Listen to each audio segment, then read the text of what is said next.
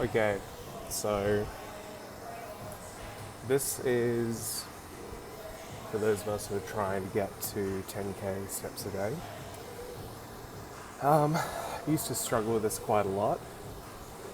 I just felt like I didn't have enough time to actually do it, and time would just get away from me. And weeks would pass, I'd look at my step counter, and it would say, 2,000 steps a day.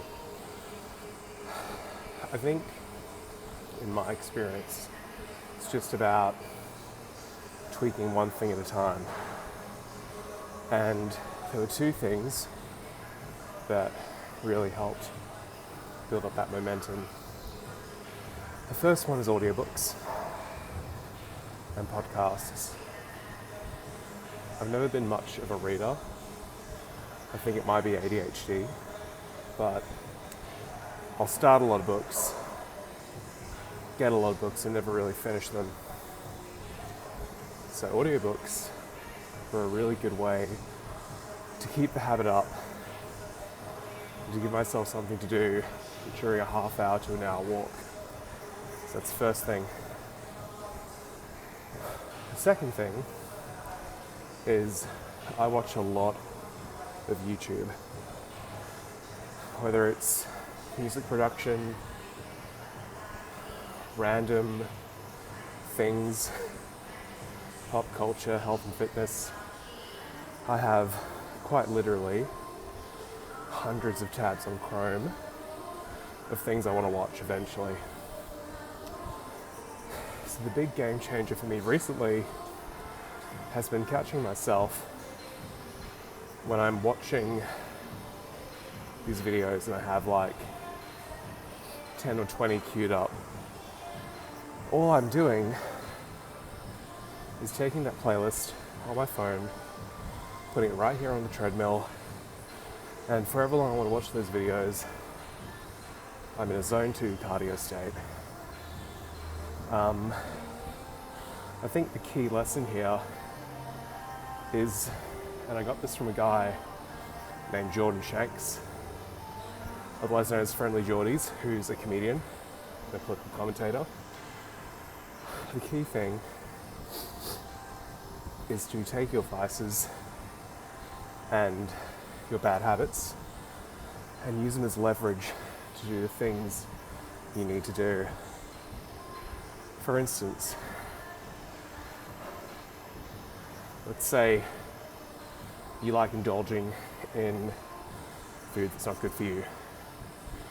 Use that as the carrot on the stick you get to have at the end of the day when you've hit your protein target or whatever it is you're doing. And when you've cleaned your room, done your chores, spent an hour on your project, your business, whatever it is, how does that mean you can go to the gym, do a set, clock an hour on the treadmill, and eat a family bucket of KFC? No, it doesn't. But that's a separate topic. And I think that topic will be reframing pleasure and your guilty indulgences.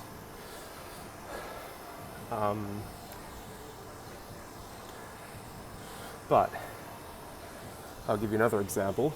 A very good friend of mine is running his first marathon tomorrow, and we have a shared interest and love for ice cream, him more so than me. And we were having dinner and he said, should we get some ice cream now, or what should I do? And so I thought, what's the best thing I can say to him right now in what is basically a potential moment of weakness? I said, look, we could have it now, and we could have a very small controlled amount, or you could use that as motivation to finish a marathon, and we'll share a whole fucking pint afterwards. Again, not healthy, but a means to an end. So That's my advice. And let me know what you think. Hopefully it resonates with you. And yeah.